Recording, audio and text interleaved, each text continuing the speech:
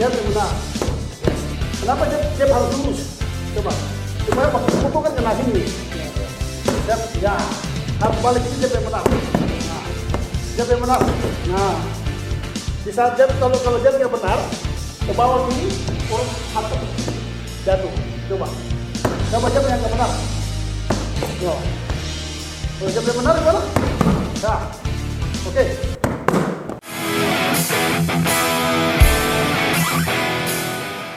Salam Eji Sport, jumpa kembali bersama saya Muhammad Gunawan Abdillah di Eji Sport. Kali ini kita akan membahas tayangan-tayangan dunia tinju Indonesia dan dunia, terutama tokoh-tokoh yang berlaga di Indonesia maupun internasional. Kali ini kita sudah berjumpa dengan Bung Agus Rai Sanggu, salah satu petinju nasional dan internasional asal Nusa Tenggara Timur. Oke, salam jumpa Bung Agus. Salam jumpa. Kita akan bicara mengenai pertandingan Bang Agus di Indonesia sendiri maupun di dunia. Beberapa yang tercatat di box record, salah satu pertandingan yang mungkin spektakuler yaitu dengan Andi Tabanas ya, petinju asal Filipina yang bertanding di Hawaii. Gimana ceritanya bisa Bang Agus waktu itu kalah di sana? Saya bertanding lawan Andi Tabanas itu waktu itu saya itu adalah perbaikan peringkat dunia WBO. Ternyata saya sampai di sana juga dibikin kejuaraan dunia, artinya kejuaraan dunia WBO lawan Andi Tabanas. Di kontrak saya waktu itu ditulis di koran Kompas itu Agus Rai ujung tombaknya Indonesia. Nah, sampai di sana saya kejuaraan dunia. Terpaksa saya harus main melawan Andi Tabanas untuk kejuaraan dunia. Pada waktu itu saya melawan Andi Tabanas itu ronde pertama itu keluar ring, saya pukul jatuh dia. Nah, sampai dia sudah keluar ring, diangkat lagi sampai di atas ring. Saya waktu itu berdua dengan mantan petinju juga dulu, si Boy Silehu. Nah, sudah almarhum dia. Nah, saya berdua dengan dia, saya pukul dia jatuh. Setelah di atas ring, saya disuruh lari ke sudut putih. Mereka menghitungnya sampai lambat. Akhirnya mereka bangun lagi. Saya akhirnya harus menyelesaikan pertandingan itu dalam 10 ronde. Akhirnya saya hancur, kepala ini sudah pecah kiri kanan, kena tanduk sikut. Sini juga saya pecah semua dan kepala juga pecah di siku. Akhirnya saya mandi darah. Terpaksa saya menyerah ronde ke-10. Saya TKO. Iya. Pertandingan lain yang membuat nama Abang menjadi sangat terkenal di Indonesia, bahkan disanjung-sanjung Menteri Olahraga, bahkan pemerintah pada saat itu. Waktu itu lawan siapa Bang? Apakah lawan Wolf Tokumitsu atau Nundio Sukrarapan dari Thailand? Saya dari pemerintah itu dulu waktu saya masih berjaya di dunia olahraga tinju. Waktu itu saya melawan petinju-petinju ya dibilang nasional dan internasional juga. Nama saya mungkin karena saya banyak bertanding di luar, ya mungkin petinju-petinju di Indonesia juga agak di kelas saya agak minder lah mungkin yang di bawah-bawah saya. Ya mungkin saya petinju termasuk bandel, petinju yang artinya ya tahan pukul lah. Nah itu. Agus Rai pernah tinggal di daerah Banten, Pandeglang beberapa tahun karena memang sebagai pelatih dan juga sebagai seorang yang dilulukan oleh Bupati Banten pada waktu itu.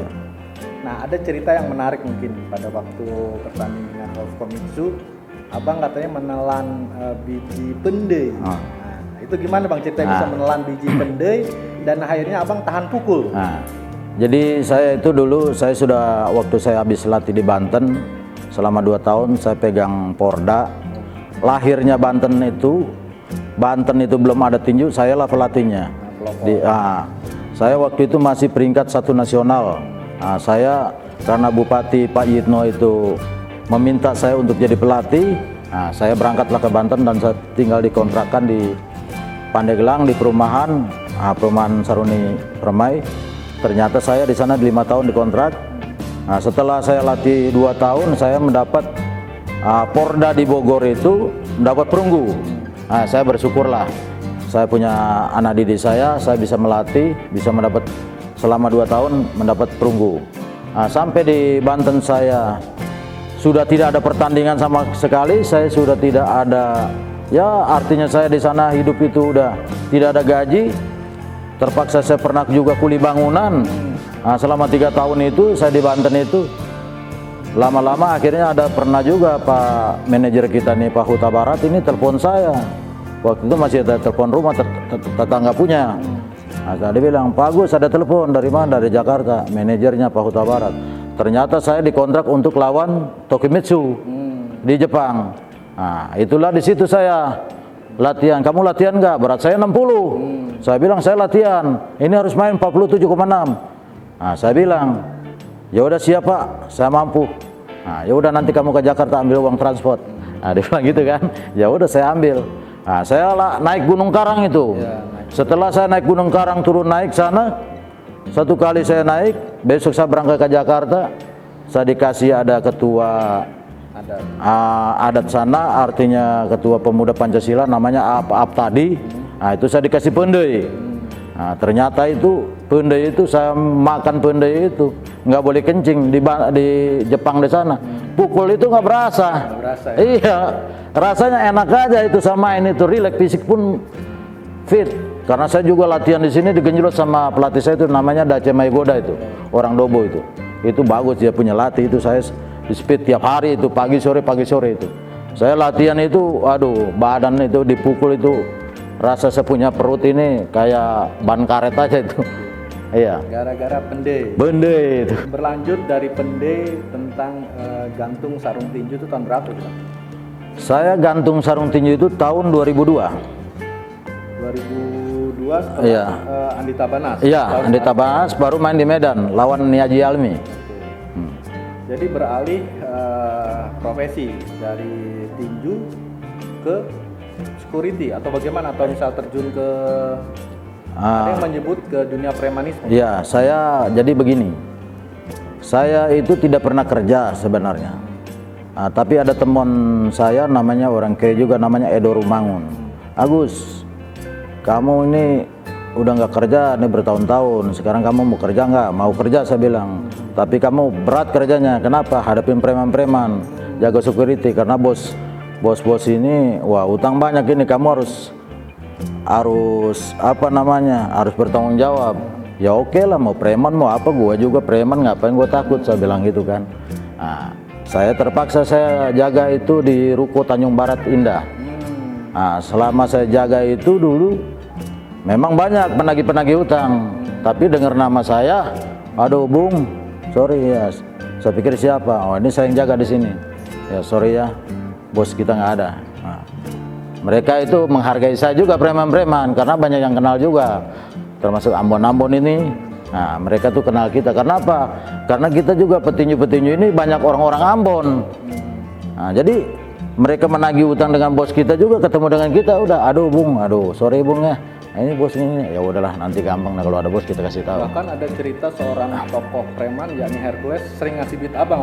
Dulu waktu zaman tahun 90, kita dengan ketua KBT ini, dulu saya tidur bertiga, saya, Pak Doni Dongot dengan Loren Fongo. Kita jaga tanah kosong di Patra Jasa nih, Kapling 2930 di Patra Jasa ini Kuningan. Itu saya digaji 50.000. Tiap malam saya harus ke Tanah Abang, minta setoran itu, minta jatah juga. Tiap malam itu kita 3 orang itu 10.000. Jam 10 petinju kita pulang, ya kita pulang. Gitu. Kita minta jatah juga di sana. Itu. Zaman Hercules yang masih pegang itu. Sering dikasih uang. Sering dikasih uang juga sama mereka, karena kita kan petinju. Karena kita nih orang-orang timur, ya udah kamu atlet, nggak boleh begadang, kamu pulang. Jam 10 kita sudah pulang. Karena kita besok pagi siap tugas untuk latihan. Itu. Oke, cerita eks petinju mulai dari tukang pukul, penjaga tanah, security, tukang parkir, bahkan sekelas ada seorang petinju nasional juga terkena narkoba. Jadi harusnya nih menurut Bang Agus, para petinju itu harus dibina pemerintah setelah lepas dari sarung tinju atau gantung sarung tinju. Itu gimana sih seharusnya peranan pemerintah kepada para petinju nasional dan internasional ini? Ya sebenarnya begini, kalau saya pribadi, ya pemerintah juga kan, kita juga pernah mengibarkan bendera merah putih ke luar negeri. Ya paling juga tidak menghargai saya lah, menghargai kita lah seorang mantan atlet gitu loh. Menghargai aja, artinya apa, mereka tidak punya dana, ya kasihlah untuk modal usaha, itu aja. Kita nggak bisa minta muluk-muluk kok. Oke, kita beralih bukan nasib, Iya. tapi manajerial tinju Indonesia. Mungkin abang bisa gambarkan era tahun 90, bagaimana menurut Bang Agus bahwa ada ketidakprofesionalan pada waktu itu. Jadi misalkan bertanding ke luar negeri, tidak seluruh tim dibawa, tapi matchmaker ya, yang hanya dengan petinjunya. Gimana menurut abang? Kalau menurut saya, jadi banyak petinju mengeluh. Kenapa saya bilang banyak petinju itu berangkat ke luar negeri itu hanya petinju, tidak dibawa dengan seorang pelatih, manajer. Karena artinya ya apa yang membawa itu adalah matchmaker. Matchmaker itu seharusnya mereka tuh ngerti petinju Indonesia ini banyak potensi, petinjunya bagus-bagus, tetapi kalau kita salah bawa, tidak ada pelatih, tidak ada manajer, toh bisa juara? Tidak bisa, karena mereka ini kan tumpuan nama pelatih. Tanpa pelatih, matchmaker belum tentu mereka bisa melatih, belum tentu mereka bisa tahu dia punya teknik-tekniknya si petinju ini gitu. Nah, itulah kesalahan matchmaker. Seharusnya kalau kita dikontrak untuk keluar negeri, ya minimal manajer dan pelatih di bawah. Petinju-petinju dunia lain. Petinju-petinju luar negeri contoh itu di bawah. Kalau kita mementingkan diri sendiri, kalau saya bilang itu mementingkan pribadi lah aslinya. Manajernya, terus uang pelatihnya, potongannya, jadi terlalu banyak itu. Nah, mungkin sampai sekarang berjamur. Nah, itu tidak habis. Seharusnya itu, nah, mudah-mudahanlah KBTI nanti ini, kita berbentuknya KBTI bisa membenahi gitu loh. Jadi petinju harus ada manajer, harus ada pelatih gitu loh. Insya Allah mungkin saya nanti ini KBTI sudah berbentuk, sudah ada terbentuknya KBTI, saya akan merubah itu, sistem itu. Jadi tidak ada matchmaker bawa petinju sendiri. Oh, petinju berapa petinju dibawa, jangan matchmaker sendiri. Nah, petinju ini kan beda-beda pelatih. Nah, disitulah mereka tidak tahu. Akhirnya di sana cuma buat sparring partnernya aja, gitu loh. Oke, terima kasih Bang Agus. Demikian bincang-bincang Eji Sport dengan Bang Agus Re Sanggu, salah satu petinju nasional dan internasional. Bagaimana keluh kesah seorang petinju, mulai dari ex petinju nasional hingga menjadi preman, tukang pukul, bahkan dilematis. Pemerintah tidak ada penghargaan sedikit pun untuk para petinju juara nasional yang pernah membawa merah putih dan mengharumkan nama bangsa Indonesia di dunia internasional. Saya Mo Gunawan Abdillah undur diri. Salam Eji Sport.